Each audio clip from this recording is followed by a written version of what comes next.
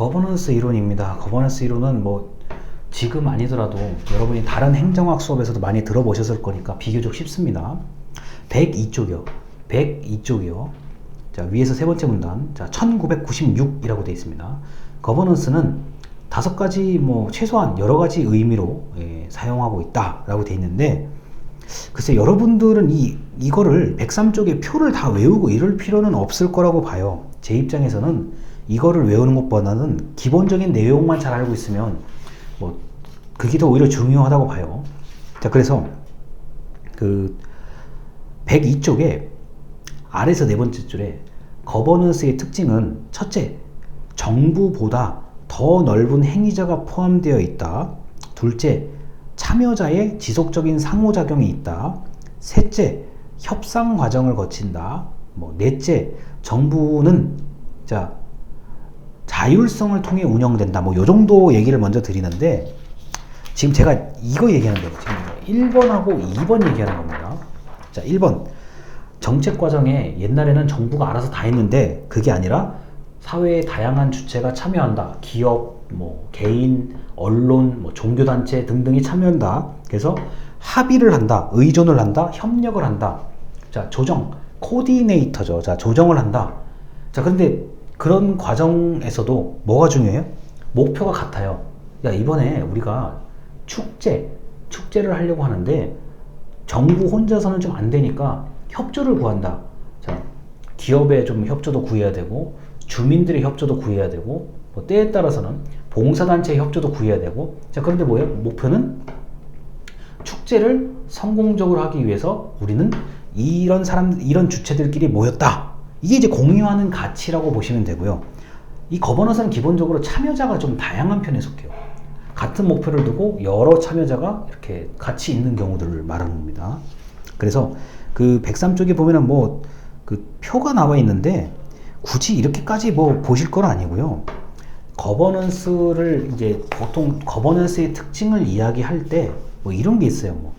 최소 국가, 기업, 신공공관리, 좋은 국가, 사이버네틱스, 자기 조직 이렇게 돼 있는데, 이거를 굳이 이해하실 건 아닌 것 같고요. 제가 보기에는 자, 거버넌스는 공유하는 다양한 참여자들이 공유하는 목표를 놓고 서로 협력하고 조정하는 그 과정을 얘기하는 건데, 우리가 이게 행정학을 전공하다 보니까 국가 중심 거버넌스라는 얘기를 많이 써요.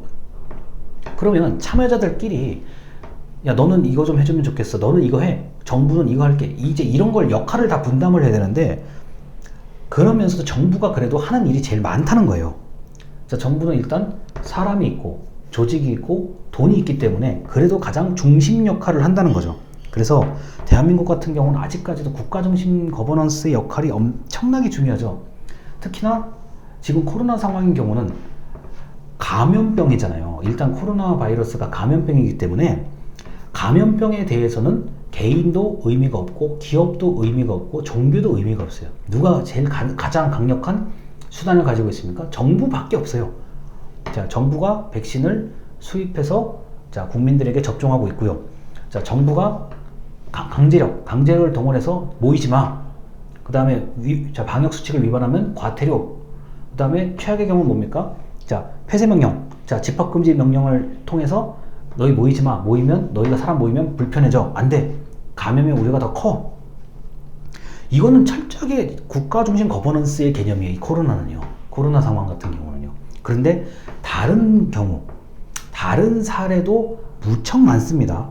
정부가 이제 가장 강력한 주체이긴 한데, 강한 주체이긴 한데, 이게 대놓고 정부가 확 나갈 수 없는 경우들도 있어요. 그래서 이 거버넌스는 모양이 좀 다를 수 있다. 목표에 따라서 정부 역할이 굉장히 강한 것도 있고 정부 역할이 별로 없는 것도 있고 모양은 다를 수가 있는데, 결정적으로는 협력, 조정, 그 다음에 목표가 같다.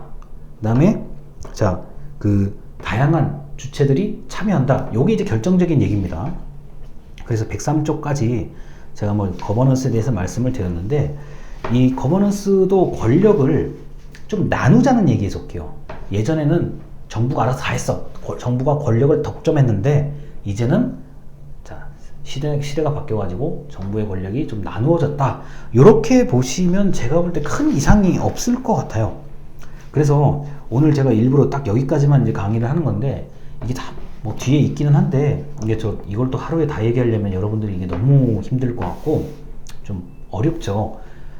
당연히 그렇죠. 여러분, 국가의 기능, 권력, 다원주의, 그 다음에 코퍼레티브 조합주의, 그 다음 갑자기 거버넌스까지 이걸 한꺼번에 들으려니까 여러분들 머리가 아플 것 같아요. 그리고 저 개인적으로는 대학교 때 이런 강의를 들은 적이 없어요. 이런 강의를 저 대학교 때는 들은 적이 없이 졸업을 했는데, 제가 이제 조금 더 살다 보니까 이게 보여요. 아, 우리 사회에서 요런 모습은 조합주의의 모습이다. 요런 모습은 다원주의의 모습이다. 응? 이건 거버넌스네? 이렇게 보이는 거는 저는 이제 느낍니다. 근데 아직 여러분들이 이게 행정학에 크게 관심이 없을 수도 있고 사회 경험이 좀 없다 보니까 이거를 좀 알기가 좀 어려울 수가 있어요. 그래서 일단 여기까지 수업을 하고요. 자, 다음 주에 계속 정부, 국가, 권력에 대한 이론을 계속 소개를 해 드리도록 하겠습니다. 영상 여기까지입니다. 감사합니다.